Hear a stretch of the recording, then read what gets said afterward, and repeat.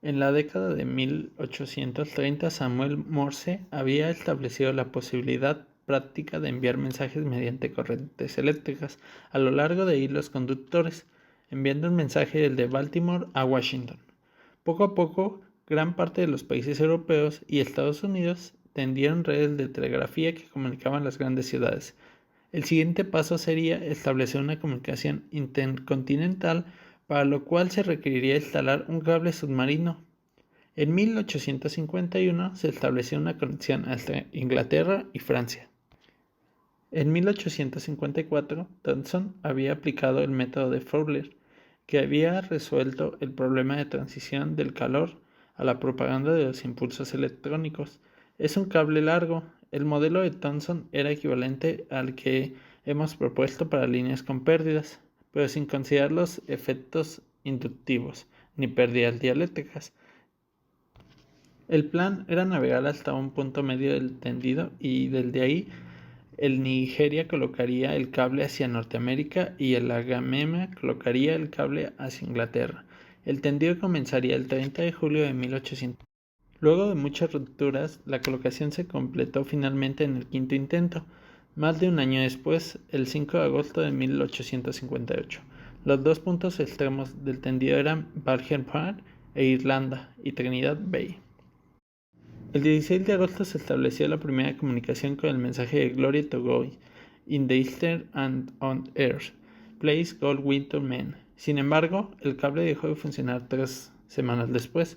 El electricista a cargo, un afiliado llamado O.E.W. Winterset, era en realidad un médico retirado que se había dedicado a la electricidad y a la telegrafía, y no tenía una comprensión acabada de los fenómenos involucrados. Por ejemplo, dijo sobre el modelo teórico de Thomson y sus leyes de cuadrados.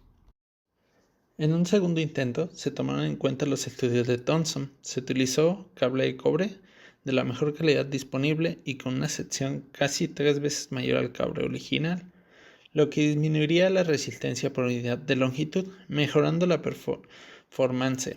También Thomson insistió en lograr una mayor fortaleza y mejorar el aislamiento para evitar la acción del agua del mar, así como disminuir la tensión de trabajo, para lo cual desarrolló un nuevo instrumento, el galvanómetro de espejo, que podría medir corrientes muy pequeñas. El segundo intento de colocar el cable submarino realizó entre el 14 de julio de 1865 y el 28 de julio de 1866.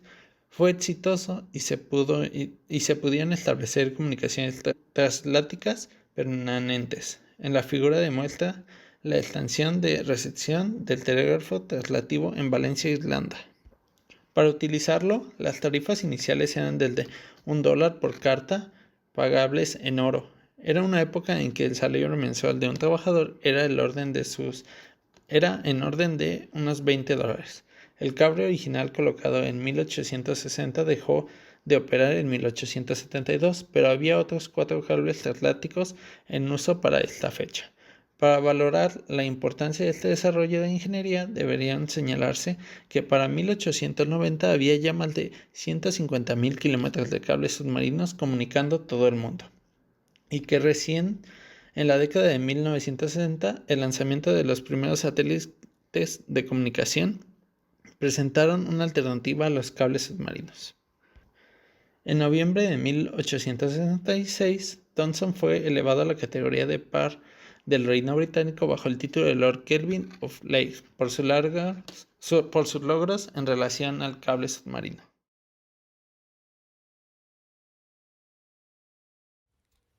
Para conocer lo que son las líneas de transmisión, debemos conocer primeramente qué son las líneas de transmisión eléctrica como tal y cuál es su funcionamiento en general que tienen dichas líneas de transmisión. Para empezar, una línea de transmisión básicamente constituye un sistema diseñado para guiar o dirigir la energía electromagnética.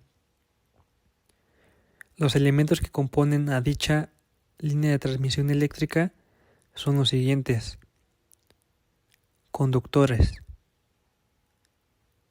estructuras, aisladores, accesorios de ajuste entre aisladores y estructuras de soporte. Cables de guarda, estos utilizados en las líneas de transmisión de alta tensión para protegerlas de las descargas atmosféricas. Además, las líneas de transmisión constituyen un elemento clave de cualquier sistema de telecomunicación, en los que se ocupan de conducir o transportar la energía electromagnética entre otros bloques del sistema. Los sistemas de telecomunicación y en particular de radiocomunicaciones utilizan diferentes tipos de líneas de transmisión según la banda de frecuencias en las que operan respectivamente. Y además, dependiendo de dicha función que tengan las líneas de transmisión, se pueden clasificar en dos tipos. Como podemos ver en la siguiente imagen, esta vendría siendo su primera clasificación que tienen dichas líneas de transmisión eléctrica. Y esta vendría siendo las líneas de transmisión como tal. Son las que se utilizan para llevar la energía eléctrica a grandes distancias y en niveles de voltaje que son superiores a 34.500 volts. Este tipo de líneas son precisamente la unión entre las centrales eléctricas y las redes de distribución. Como podemos ver en la siguiente imagen, esta vendría siendo la segunda clasificación que tienen dichas líneas de transmisión eléctrica, y estas serían las líneas de distribución. Estas líneas de distribución son las que se llevan la energía desde las subestaciones hasta las empresas, los domicilios o los alumbrados públicos de los municipios. Los niveles de tensión utilizados son inferiores en dicha línea de distribución a 34.500 volts.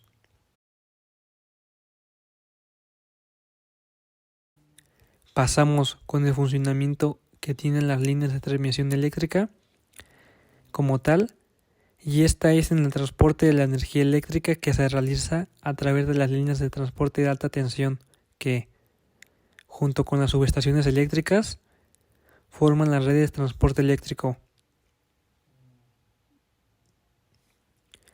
Las líneas de alta tensión están constituidas por un elemento conductor y por los elementos de soporte. Estas, una vez reducida su tensión hasta la red de distribución, conducen la corriente eléctrica a largas distancias. Una red de transporte eléctrica está mallada cuando los puntos están interconectados y aunque se produzca una incidencia en algún lugar, el abastecimiento sigue garantizado ya que puede llegar desde otra línea. A continuación, explicaré paso a paso el camino para que la electricidad llegue a tu hogar.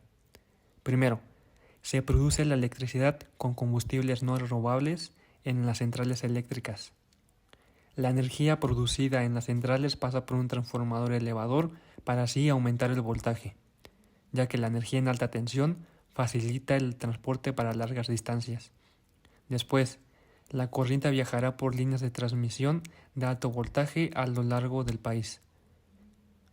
Cuando la energía llega a la ciudad y las subestaciones transformadoras reductoras, se disminuirá el voltaje para viajar por las líneas de distribución.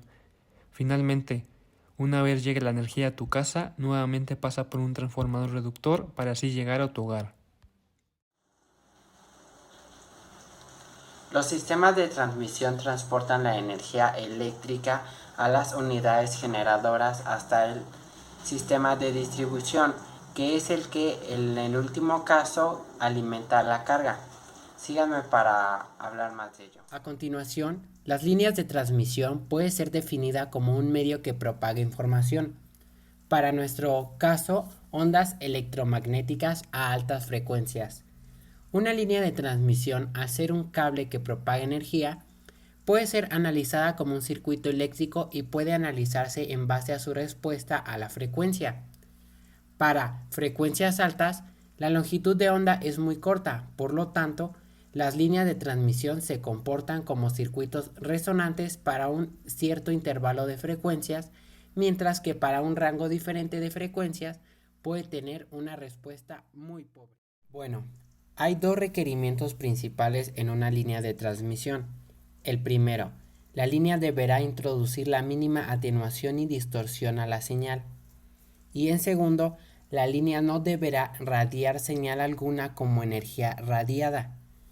Todas las líneas de transmisión y sus conectores se diseñan con estos requerimientos. Las características de una línea de transmisión se definen en base al estudio de parámetros eléctricos, ambientales y mecánico-estructural. Las actividades de diseño concluyen en la elaboración de las normas de construcción, las cuales constituyen el resumen de los estudios técnicos y evaluaciones económicas que determinan los costos anuales. Ahora vamos a presentar el circuito equivalente de una línea de transmisión. Este puede ser modelada por una serie de resistencias, ya que el conductor al ser un alambre tiene una resistencia eléctrica. Además, como se trata de al menos de un par de conductores, como ya se vio anteriormente para las diferentes topologías, entonces se genera inductancias y capacitancias implícitas, por lo cual es justificable el modelo que se muestra. Líneas de transmisión de alambre abierto. Consiste en un par de cables conductores paralelos separados por una distancia uniforme. Las líneas de transmisión de los cables son muy simples, de bajo costo y fáciles de mantener en distancias cortas, y estas líneas se utilizan hasta con 100 MHz. El otro nombre de una línea de transmisión de cable abierto es una línea de transmisión de cable paralelo. Líneas de transmisión coaxial. Los dos conductores se colocan coaxialmente y se llenan de materiales dieléctricos como aire, gas o sólidos. La frecuencia aumenta cuando aumentan las pérdidas en el dieléctrico. El dieléctrico es polietileno. Los cables coaxiales se utilizan hasta con 1 GHz. Es un tipo de cable que transporta señales de alta frecuencia con bajas pérdidas, y estos cables se utilizan en sistemas de CCTV, audios digitales, en conexiones de red de computadoras, en conexiones de internet y en cables de televisión, etc. La primera fibra óptica inventada por Nereida Singh en 1952 está compuesta de óxido de silicio o sílice, que se utiliza para enviar señales a larga distancia con poca pérdida de señal y a la velocidad de la luz. Los cables de fibra óptica utilizados como guías de luz, herramientas de imágenes, láseres para cirugías, utilizados para la transmisión de datos y también en una amplia variedad de industrias y aplicaciones. Líneas de transmisión de microstrip. La línea de transmisión de microstrip es una línea de transmisión electromagnética transversal, TEM por sus siglas, inventada por Robert Barrett en 1950. Guías de onda. Las guías de onda se utilizan para transmitir energía electromagnética de un lugar a otro y generalmente funcionan en modo dominante. Los diversos componentes pasivos como filtro, acoplador, divisor, bocina, antenas, unión en T, etc. Las guías de onda se utilizan en instrumentos científicos para medir propiedades ópticas, acústicas y elásticas de materiales y objetos. Hay dos tipos de guías de onda de metal y guías de onda dieléctricas. Las guías de onda se utilizan en la comunicación de fibra óptica, hornos de microondas, naves espaciales, etc.